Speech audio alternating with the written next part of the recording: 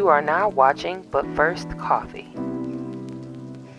After majoring in business and finance, Chereda Miller launched her first brokerage company in 2004. Her clients range from homeowners to startup businesses. After 2 years, her company grew over 50%.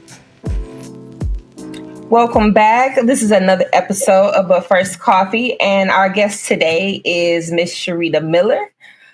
She is the owner of Chereda Miller.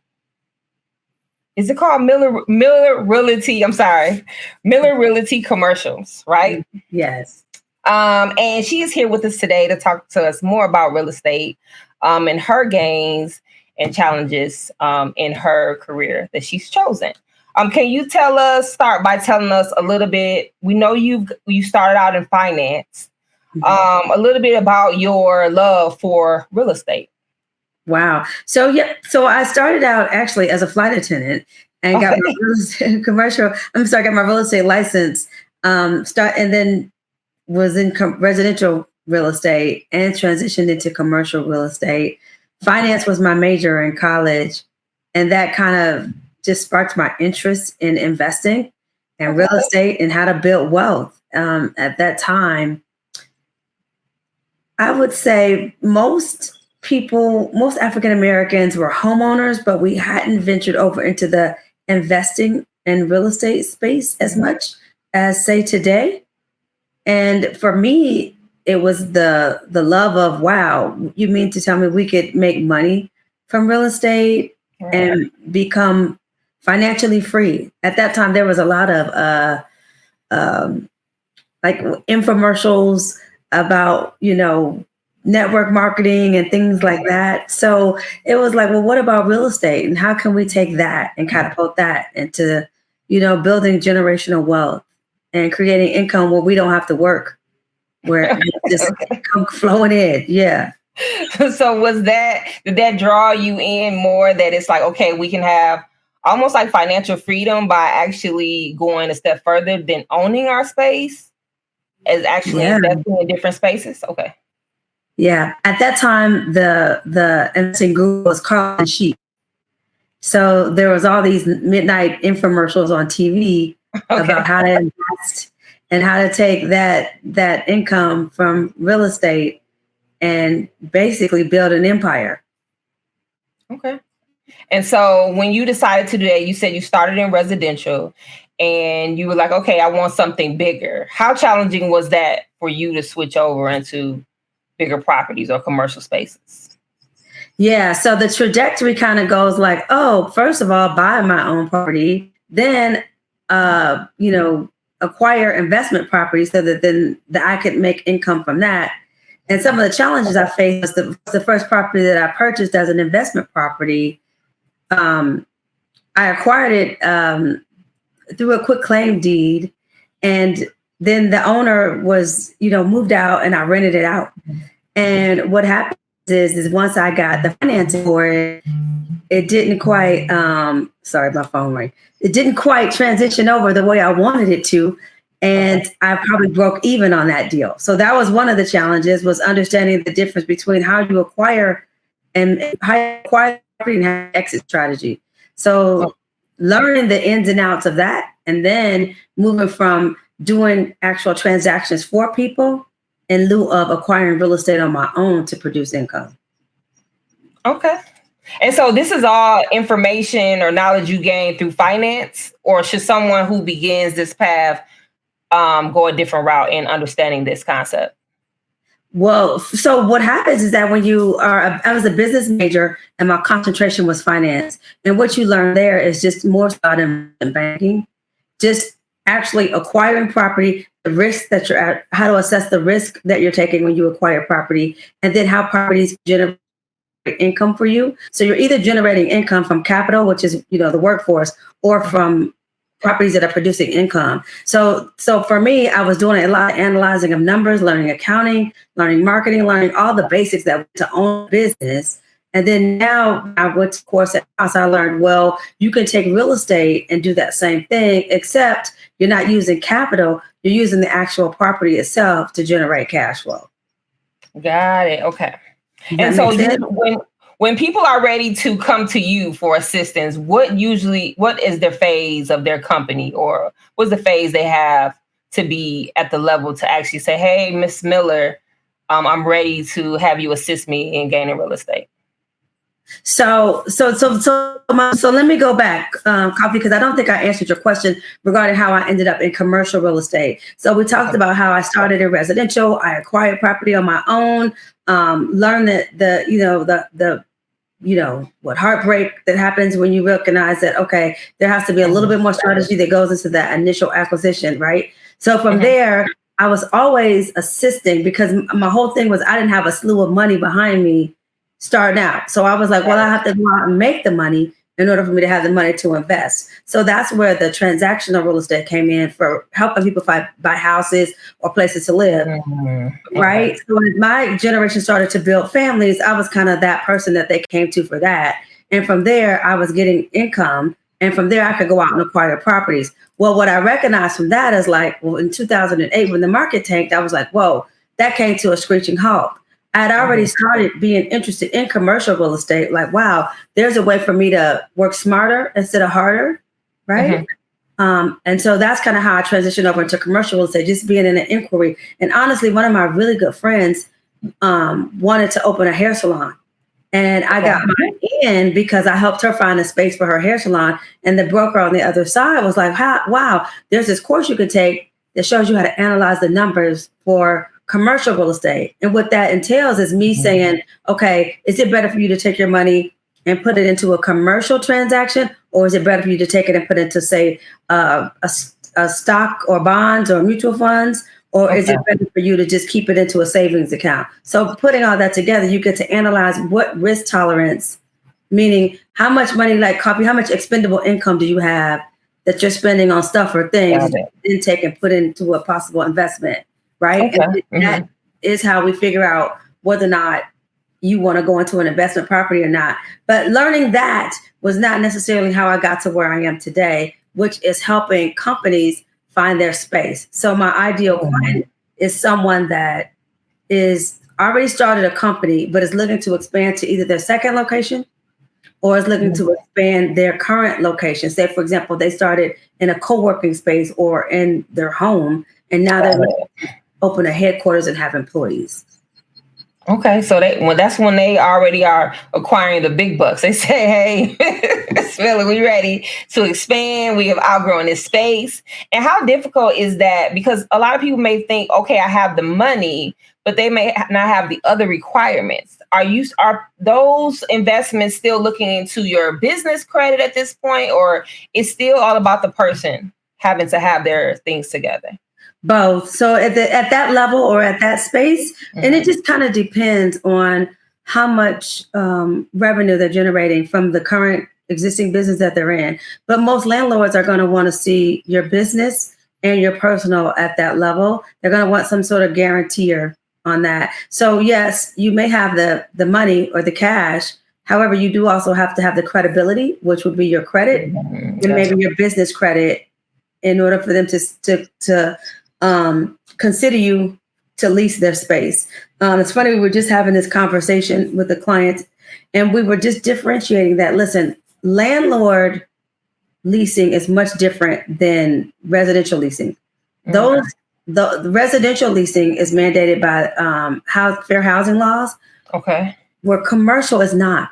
So let's just say, for example, if there's a space available for lease, the landlord cannot choose you, not based upon you not having the ability, but just because they would prefer a different type of tenant.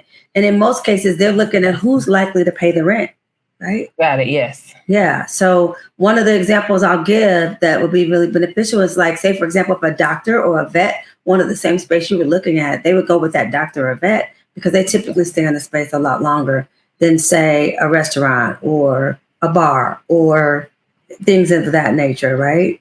Yeah. Now, have you found it being discriminatory practice or a place where people of color have a hard time getting into those spaces? Or do you think it's just based off finances? So that is a tricky question. And I'm going to tell you, because unfortunately, or people of color, some people of color, right? Because there's different types of color. But some people of color, we just don't have that financial advantage that some others have, where it may look like it is racial bias or color bias. Mm-hmm. It could in fact be that somebody else's, lineage is leaving them, $10 million in source or reference. Whereas, unfortunately, in our lineage, it's not very often that we could say that there's somebody that's left us $10 million. So, I tell you, I was at a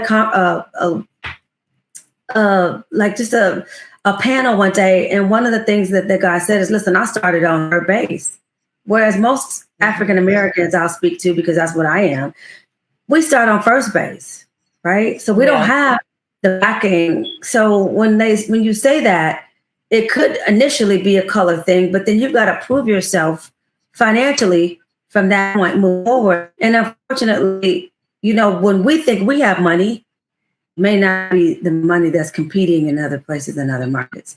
So if there's a national tenant competing with you, you probably won't win. And it has nothing to do with you being African American. It just has more to do with the fact that your financials are not as strong as that person. Now, are you usually, do consumers usually place the blame on you because they have you out there looking, or do you find yourself sometimes having to, explain things differently? Because I know, like, usually if you take accountability for yourself, they're like, well, my real estate agent couldn't find this, or they couldn't close the deal. Like, how do you feel about that, and how have you handled that? Wow. I swear you were just in that conversation I had,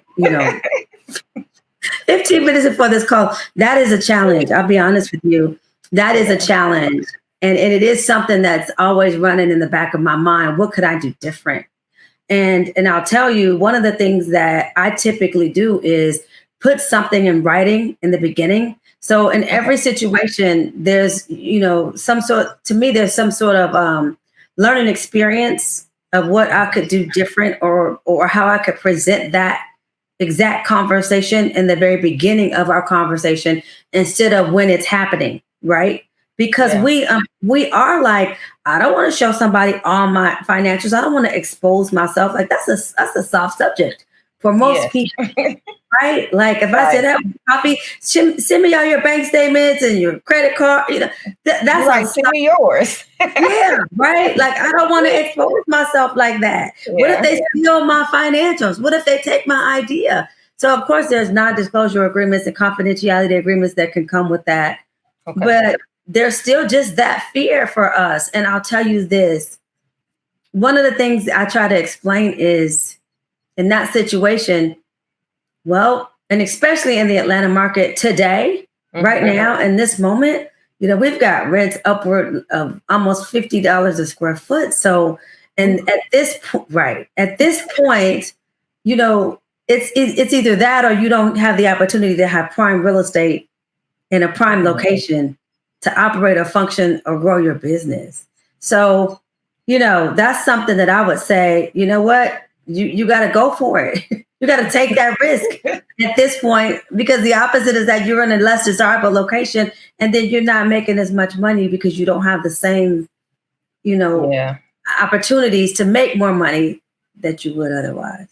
So it's funny that you say that. So yes, it is ultimately, you know what I mean? Something that is probably usually in their mind, and especially initially, you know what I'm saying? When you're confronted with that, it's all my fault. And hopefully eventually they come to the consensus that, there's things that, I could have done different, or I might need to expose myself in that space. Right. So what was the last major risk you've taken? I mean, because you invest as well. Is that correct? Yeah, for sure. I have not been taking a lot of investment risk at this moment and at this time. Well, just because. Well, actually, you know what I did? I take that back. A couple of years ago, I bought some cryptocurrency. Okay. I just said, okay, I'm just going to dabble in the market just a little bit. It was with cryptocurrency, but it wasn't very much. But I just said, okay, you got to take some risk. So cryptocurrency was my latest investment, risky investment. Now, people always have this myth about life-work balance. Yeah. And I always ask women this, especially because I don't believe that exists. I don't know where that came from. But how have you managed to, I guess, maintain a family space as well as become this, commercial real estate mogul that you're, working with these bigger companies? How can you make the time to do both? Wow. Well, okay, let me say this.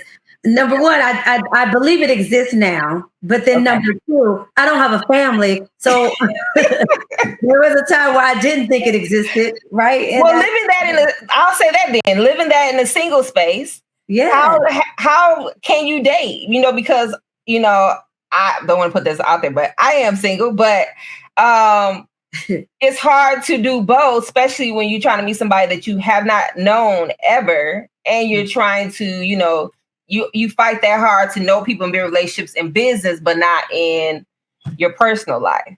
yeah. So has that taken fall along the wayside? Has that taken, sacrifice? You sacrifice the social aspect to, gain that business? So it's so funny. I remember being, at the beginning of my career, I remember saying to myself, that's, whenever something didn't work out that I wanted to work out, I'd say, you know what, that's all right.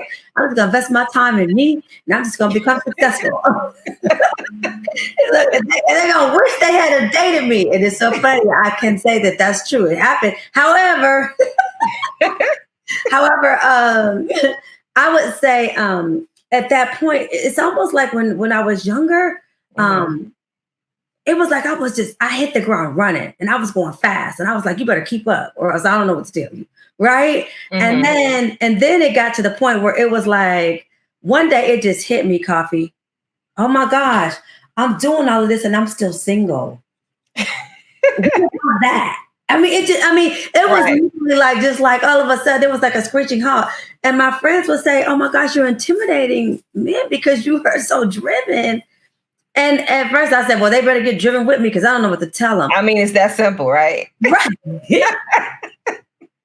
So when I was younger, it was like I was like nonstop. It was like a freight train. You better move out the way. And I think over time, you start to recognize the things that are important in life. It's almost like when I was younger, money was a motivation. And then as time went on, it was, okay, how do I give back? How am I being a contribution?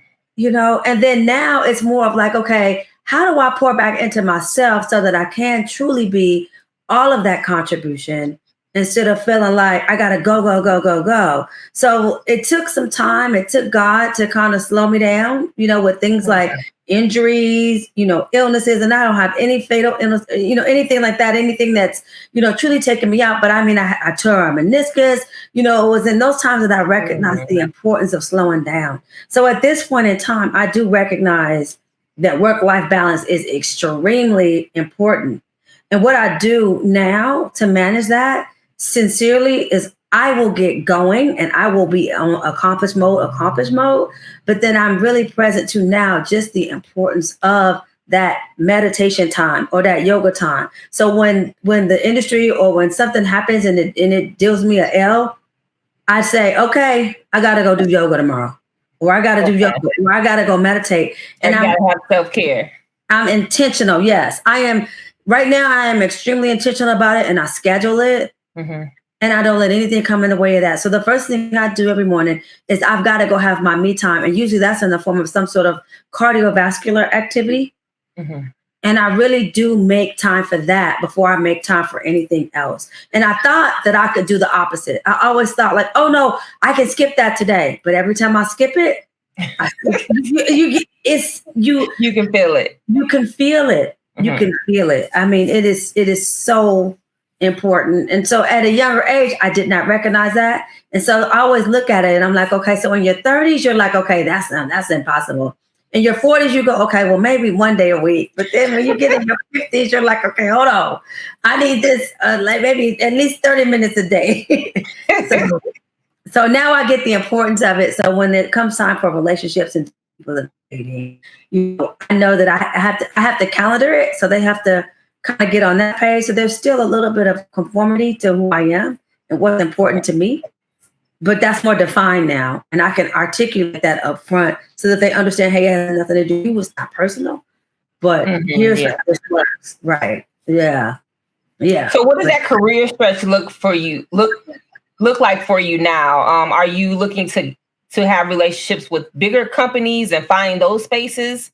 Would you ever go back to residential? Do you have like, okay, I'm only doing this for 10 more years and that's it? Like, what does that look like for you? Thanks for asking. Yeah. So I was just thinking about that. Wow, I probably got a good 10 more years of a run of this. And then it's time to start slowing it down. Sure. Okay. But in the meanwhile, I have two separate arms. I have a residential team and then I have my commercial team. So I am on the commercial team. I have a residential agent that takes two agents that manage and takes care of the residential side. And on the residential side, that looks like we represent HUD and VA in the local market as far as listing and selling properties. And then on the commercial side, it looks like me, yes, dealing with larger companies that are looking for, 3,000 plus square feet, looking to either relocate, downsize, or move into their headquarters. Okay. Sounds like a plan to me. So your business will keep going even if you decide to retire at any given time because of your teams are in place. Got it. Okay. So people usually say, oh, real estate agent just sells houses, which this is not true. We both know that. Which part do you enjoy the most? The connections, the legal side, finding the property. What part of real estate do you enjoy most? Wow. I would say the fulfillment of seeing someone move into their space and their dreams coming true. Like truly seeing that after we've done all that we've done to find the space, to get them through the actual process, because a lot of times people think it's just finding space, but it's actually setting them up for success and them having tools and resources so that once they find the space, they are successful.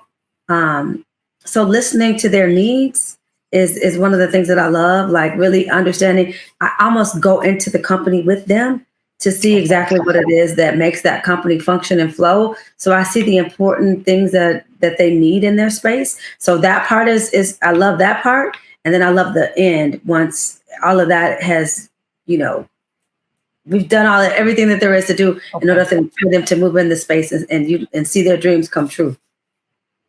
That's excellent. So is there a motivational quote that you find yourself using often? You are at the right place at the right time. Right? That's a good one. Yeah. Just, everything is going the way that it's supposed to go. Right. Because I'm always in that conversation of I should be further. I should be doing more. There's just this world of like, why isn't this going faster? It moves so much slower when you say that. Yeah, right. And it's like you're in the forest. And so sometimes you forget to stop and look at the trees. Yeah. So just recognizing that you are exactly where you are supposed to be at this point in time. Okay. I can live with that.